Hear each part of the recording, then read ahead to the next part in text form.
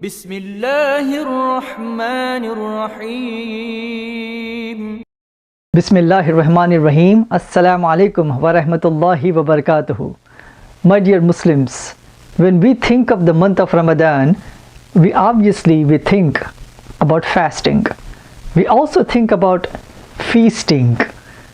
But it's very important that Ramadan is also a month of dawah. It's a month of sharing the message of Islam with humanity, and here is the reason for it. When we look into the Quran in chapter number 2 verse number 185 Surah Baqarah, Allah subhanahu wa ta'ala says, Shahru Ramadan allazi unzila fihi al-Quran hudan lin-nasi wa bayyinatin min al-huda wal-furqan. So it's important that in the month of Ramadan the Quran was revealed, and it's a guidance for humanity, and we are the ones to take this guidance to humanity.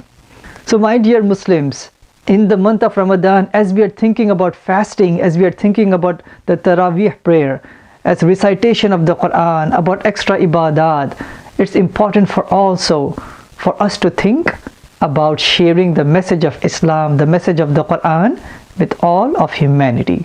How can you share the message with all of humanity? So here are the 10 ways, inshaAllah. 1. It's important for us to set some goal in Ramadan. Just like we have a goal of reciting like 1/30th of the Quran each day, and it adds up to be the whole Quran. In the same way, how about setting a goal of in these 29 to 30 days, each single day, you make an intention and an effort to reach out to at least one non-Muslim, one fellow American. So number 2, do not hide your Muslim identity, do not hide your fasting. If your colleague, your neighbor, your classmate, if they ask you why you're fasting, you could mention to them that it's an obligation the Creator has given to us.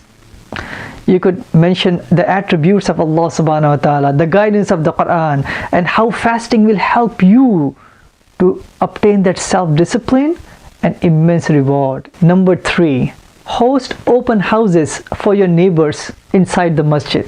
So once they come in the masjid, inshallah, you could inform them about the beauty of Islam, the guidance of the Quran, and the way for salvation. Number 4, carry the 1-minute cards, especially about Ramadan, in your purses, in your backpacks, in your pockets, and give it to your neighbors, to your friends, your colleagues, when the discussion about Islam and Muslims come in. Number 5, make gift bags and give it to your neighbors. Go out with your families, your friends, and hand it out the gift bags. Knock at the door and mention that we are your neighbors.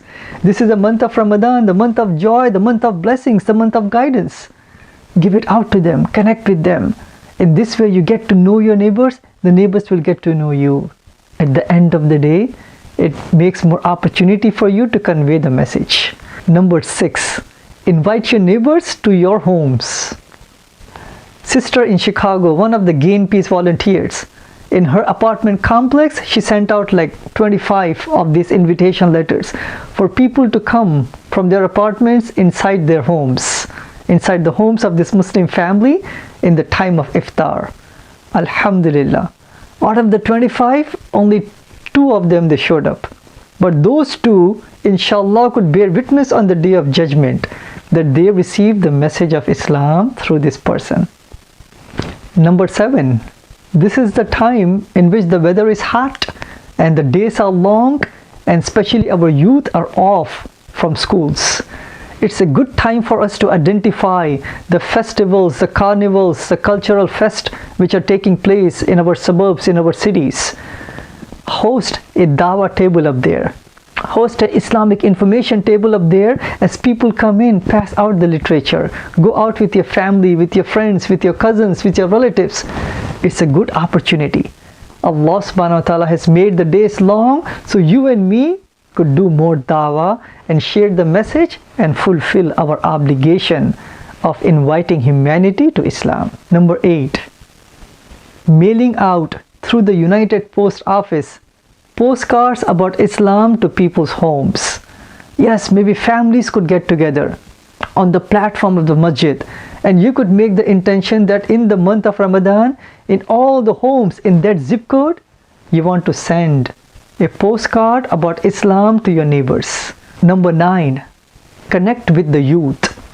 The youth are off this time. They have long days. We don't want them to sleep, from like Fajr time all the way to like 3 p.m. Sometimes they do because they are bored. They don't have anything to do. But this is a good time for you and me to connect with them, to have the family halaqas, the neighborhood halaqas, the youth halaqas. But these halaqas make them unique. The kids, our youth, they may have many questions based upon what they are seeing, what they are watching, what they are witnessing on the social media or the TV and the radio. So it's important for us to address some of the questions that they may have regarding Islamophobia, that they may have regarding what Donald Trump may be saying or Ted Cruz may be saying. They may have questions about some of the doubts that the school system may place inside their mind about faith. So now is the good time, my dear adults, my dear Muslims, to have the youth halaqas inside the masajis, inside the homes. In that way, alhamdulillah, you and me could empower them. Number 10, empower yourselves. Empower yourselves with the tools and techniques of how to share the message. So watch the videos of Dr. Jamal Badawi, Brother Shabir Ali, Kamal Al-Makki, and other people who are in the front line of sharing the message. And make this into a family activity. You could take out maybe half an hour, 1 hour, 15 minutes each day, and inshallah you will feel yourselves as to be more comfortable and more confident once you're out there to share the message. So I hope and pray that may Allah subhanahu wa ta'ala make this month a month of fasting, a month of reading, and a month of inviting humanity to worship the Creator and not the creation. Jazakallahu khairan. Assalamu alaikum wa rahmatullahi wa barakatuhu.